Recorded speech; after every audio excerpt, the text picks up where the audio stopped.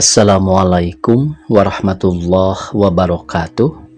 Pemirsa dina dangat ayeuna urang ngaguar deui carapon tina majalah Campaka tahun 1866 nomor 25. Judul anu baris kapidangkeun nyaeta Kabendon. Ieu anu nganggitna Bapak Gatot ST. Sumangga supados teu nyangkolong ting kana waktos wilujeng ngadangukeun. Lantaran rarandaan turut aya nu mangusahakeun Nyi Emeh kapaksa nurut kana pangajak Nabi Icih pikeun ngabantu ngurus rumah tanggana. Bubuhan rupana rada meujeuhna nya teu wudu loba oge nu kabongroy ku ieu randang hora teh. Tapi kawas geus kitu kuduna Nyi Emeh teh kalah kareuneuh deui bari teu puguh ku saha-sahana nya akhirna ditempuhkeun kajangwasan kapercayaan Mbah Mad Nasim salaki Bi Icih anu kabeneran cicing di dinya deui sabab dipercayakeun ngurus sawah. Ayeuna jangwasan kabejakeun kawin deui cenah atuh Bi Icih teu kira-kira ngewaeunana. Manehna lain ari siwasan kumaha pipikiranana ceuk Bi Icih bari malikeun goreng asin dina katel lantaran harita teh keur ngangsitkeun macul di hilir. Lauk emas mahal atuh kapaksa dengan sangu teh ngan ukur nepi kana pedat di tipungan. Mbah Mad Nasim nuker ngelepus udud padudan bari nyarande kana bilik ngareret ka pamajikanana. Nah kumaha kitu korolok padudan dikenyot deui kecrot nyiduh kana rongang. Kutan teu nyaho kapan ayeuna teh kawin deui ka urang wareng tah si gejual teh. Bi Icih ngomongna bangun ngewaeun pisan. Cenah bejana da kami mah daek torek teu nyaho. Ari kitu rek naon atuh make nanyakeun. Ih, abong lalaki meuni saruana pisan teu ngarasakeun. Pantes atuh ari dibobotohan ku manehna mah ceuk Bi Icih bari ngadilak ngeserkeun jojodog. Itu buat katutuluyan teu mais teu melem make mamawa ka kami. Mbah Asim nempas ketruk ngetrukeun padudan kana conggang palupuh. Nya atuh da pupujieun naker komo mun gede pangala cacak diurus keneh ku batur ge meuni geus totonjolan hayang nyandung sagala. Bari leungeun ngopepang Bi Icih teu eureun-eureun gegelendeng sakapung pacental-cental jeung salakina lantaran rada ngabela jangwasan nu geus tetela salah ceuk Bi Icih mah atuh der parerea omong. Kahayang teh cing atuh ulah kabina-bina teuing nganyeri teh. Kapan nyaho si Emeh teh udang ngajuru jeung sidik orok beureum teh dijieuna. Bi Icih meuni merolong bae bari pepeta. Dedeuh teuing ka si Emeh. Sorana leuleuy deui sebunu milu nyeri nu taya papadana. Mangkaning hudang orokan keur meujeuhna mamayu kari-kari lalaki bet laku nirca. Muga-muga tah sinurus tunjung sing ulah jamuga sia. Ngadenge pamajikanana ngecembreng Mbah Asim teu bisa nembal komo barang ngadenge kanyerian-kanyerian Nyi Emeh jeung nyerina ngajuru anu digambarkeun ku pamajikanana. Mbah Asim mani ngahulang bari bibiri gidigan. Breh rupa Nyi Emeh nu sepak koneas lenyap pikirna ngalenyap jol rupa siwasan. Huleng ngalamun jol deui rupa Nyi Emeh nu rumanggil maksakeun maneh digawe babantu sambian bari ngurus orok. Tong sina digawe atuh Ci, heulaanan karunya ceuk Mbah Asim sanggeus sawatara jongjongan. Dicarek mah aya ku kami ge ngan keukeuh bae maksa era meureun ti dituna mah padahal kami mah ridho. Keur kitu guar ti pangkeng orok ceurik jeung Mbah Asim cengkat leos ka pangkeng. Sajongjongan mah manehna jongjon mencerong orok nu roroesan ceurik bari ngareret ka pamajikanana. Regeyang budak teh dipangku di deung. Keun bae teu bisa mah ceuk pamajikanana. Tuh da indungna oge geus datang. Ngadenge Nyi Emeh datang sok budak digolerkeun deui leos Mbah Asim kaluar gura giru katepas. Ti mana ngumbah wadah teh meh lila-lila teuing. Tuh bodak nyaring jeung ieu kagok deui bisi tutung. Ti walungan bi ieu sakantena nyesehan popok. Cek bibi oge tong maksakeun maneh ari can jag-jag pisan mah. Bisi kumaha onam. Keun bae da bibi ge eueuh gawe ayeuna mah. Bi icih leuleuy naker. Sawios bi da parantos jag-jag ayeuna oge tembal Nyi Emeh bari ngaleos mangku budak terus disusuan. Lain cing ka dieu sakedong bibi aya picaritaeun. Nyi Emeh mani reuas ngadenge bi icih nyaluk-nyalukan teh komo ngadenge picaritaeun kitu mah. Beungeutna anu sepa beuki tambah pias hatena deg-degan beurindang geui budak manehna nyampeurkeun. Tah dina jojodog bisi hese dihandap mah karunya budak hese nyusu kadempet kitu mah. Sawios sajeroni ngomong kitu teh pikiran mah malaweung teu weleh gegebegan. Sok sieun aya kajadian nu teu dipikahayang ku manehna. Lain ari maneh geus nyaho salaki maneh geus boga pamajikan deui. Ceuk bi icih bari nompo ka Nyi Emeh. Terang Nyi Emeh pondok pisan lantaran can kaharti naon maksudna eta pertanyaan teh. Jadi geus nyaho nya. Muhun. Kawas nu api lain geuning. Tapi naha atuh cicingeun teuing.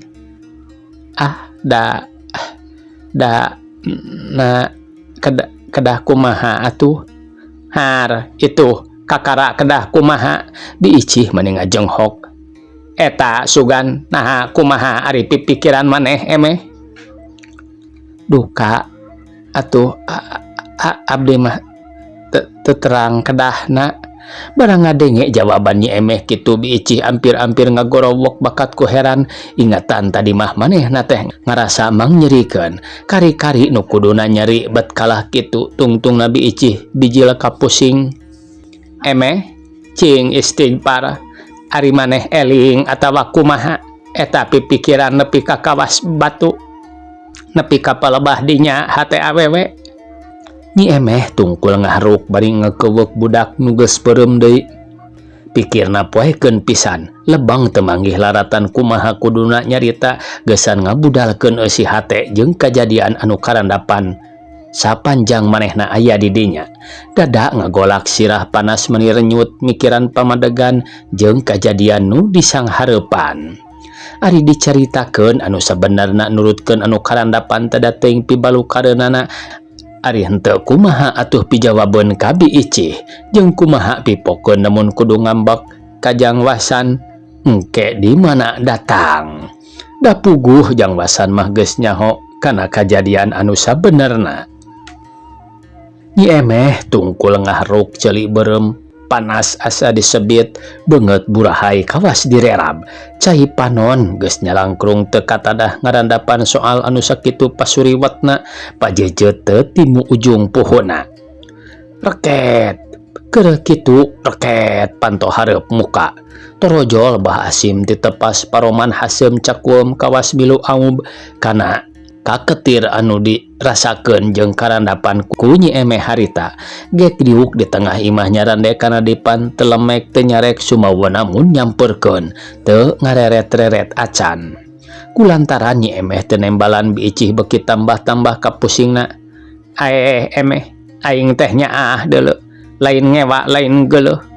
Mun katarima mah bobohan maneh aya di dieu kadeuleu tur kadenge. Ieu mah ku lalaki dinya nyeri jeung dihina teh wat kawas nu atoh.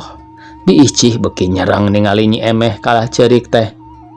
Tong daek dijieun kekese ku lalaki pantar kitu. Keur mah kawin oge lamun teu ku aing. Si wasan teh moal daek ngaku boga lampah kitu. Kadangkala kabur oge daekeun. Tah si cekekeun jurig teh. Bari rek ninggalkeun orok nu ayeuna geus sidi kaluar. Rosa pisan bi icih ngabudalkeun kapusingna ngaweweleh Nyi Emeh sangkan ulah daek dinya nyeri ku jang wasan. Tapi aneh, 1000 kali aneh Nyi Emeh batan bisa ngomong mah anggur ceurik bari lumpat ka pangkeng. Keur kitu torojol Jangwasan balik ti sawah manggulu-wuluku keur isuk nyingkal meunang ngahaja nginjem ti mitohana anu diwareng. Kabireungeuh ku beuci Jangwasan datang gancang digarawan ka dapur. Jangwasan anu sakali teu boga curiga naon-naon ujug-ujug gek diuk si bilik kop kana cangkir regot nginum ci enteh. Bah Asim mani ngagebeg ngadenge Jangwasan digarawan ku pamajikanana teh sidik paromana beuki haleungheum jeung kawas eleke sekeng bangun teu ngeunah cicing. "Wasan?" diicih rada nyentak. "Kulan," ceuk Jangwasan bari nyerengeh lantaran geus apal kana adat biicih nu hambur bacot. Samarukna biasa bae meureun. Eueuh kajadian nanaon lantaran teu nyangka sacongo buuk yen dununganana keur kacida pusingna. "Nah ari maneh gelo-gelo teuing." "Naon ari Ibi?" Jangwasan lebeng can ngarti. Naon beungeut sia. Sakitu gablog dosa teh masih keneh rek ngangles di hareupeun aing. Ceuk biicih beuki tambah panas tapi ari ngagoreng mah teu pugagu kitu. Da geus biasa manehna mah. Ke heula. Can ngarti abdi mah ieu teh, Bi. "Emeh? Ka dieu maneh?" Biicih nyalukan Nyi Emeh bari nyusutan Cipanon. Nyi Emeh nyampeurkeun. Panonna mani bareuh barintit. Bah Asim mani ret deui ngawas-ngawas nu keur hoghag di dapur. Sidik manehna ge ngarasa teu ngeunah pikir. Kaciri tina paroman jeung kalakuanana anu gugup pisan sigana teh. "Wasan, tah deuleu saha eta teh?" ceuk biicih bari nunjuk. "Nyi Emeh," jawab Jangwasan bari ngareret.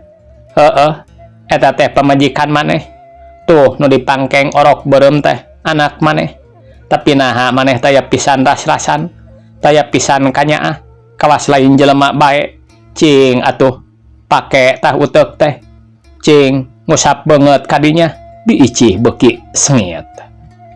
"Ieu kurang kumaha si Emeh ku maneh geus dihinakeun basa memeh kawin. Naha teu karasa, naha teu rumasa geus dosa ngagadabah kahormatan samemeh dikawin. Nepi kareuneuh tong rasa maneh jag-jag waringkas ieu." Diicih maneh pakupis pepeta jeung tutunjuk maneh adak-adak bae kana irung Jangwasan. "Kari-kari ayeuna geus der deui bae nganyeri ku jalan rek dicandung. Padahal aing ge nyaho yen si Emeh oge can kadeuleu geunah ngeunah ku usaha maneh teh. Maneh kudu inget yen si Emeh moal sukaeun dijieun kakesed jeung sing inget kana waweles pangeran anu bakal tumiba ka jelema anu taya ras-rasan cara maneh." Beak bersih biicih nyarekan Jangwasan anu kakara sadar yen biicih pangkitu teh taya lian iwal ti ku soal manehna kawin ka Nyi Anah.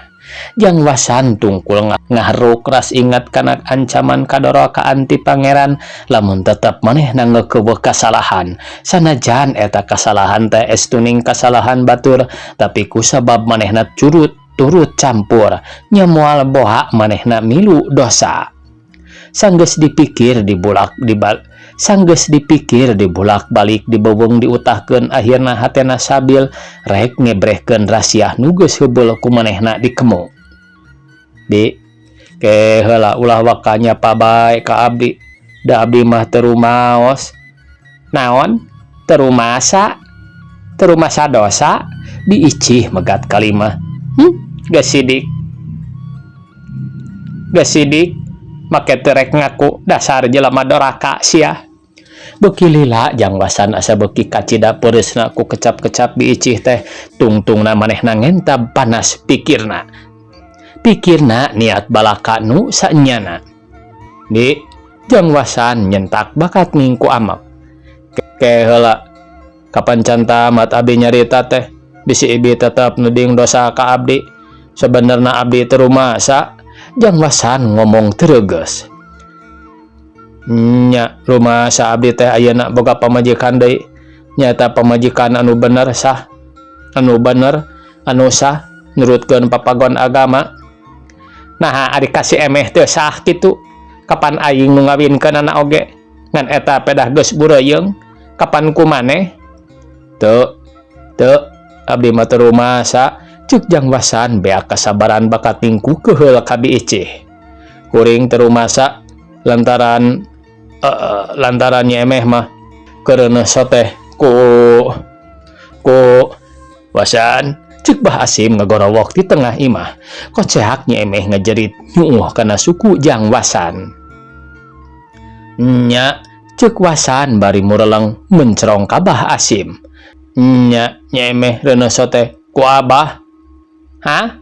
Ku saha Wasan? Bicih mani molotot ngarontok Jang Wasan. Ku Abah? Nya ku Abah, kuring mah dipake mindingan. Kawin ka Nyi Emeh soteh. Dan moga kalakuan nama Abah, Jang Wasan ngayakinkeun. Buri Nyai celeger. Leng bae biicih kapoekan kawas nu disambar geledeg. Deregdag lumpat ka tengah imah merubah Asim nu ngayak-yak tanpa daya. Ngan keabrug bae dirontok bari jejeritan. Bah Asim ripuh dikarawas dicakar jeung dirangsangan. Tapi bubuhan kolot alus pangabaran teu lila geus teger deui. Icih, Bah Asim nyentak mani sada gunturahan daruan. Mundur sia. Kawas nu keuna ku sihir biicih eureun ngarangsangna bari terus mencrong manehna undur-unduran. Terus undur-unduran. Jedak neunggar Nyi Emeh satuluyna ujug-ujug karowok bae buuk Nyi Emeh digugunyeng diulang digusur bari ngajerit dibawa ka deukeut hawu sot buuk karawok kana katel anu dieusi minyak ngagolak maksudna rek diseblokeun ngan Bah Asim rekat nyentak. Icih tenden biicih malik merong huleng daligdeg keburu biicih rubuh teu eling-eling ngalempreh. Tamat cenah pamiarsa carepon anu judulna Ka Bendon. Sakitu anu tiasa kapihatur. Wassalamualaikum warahmatullahi wabarakatuh.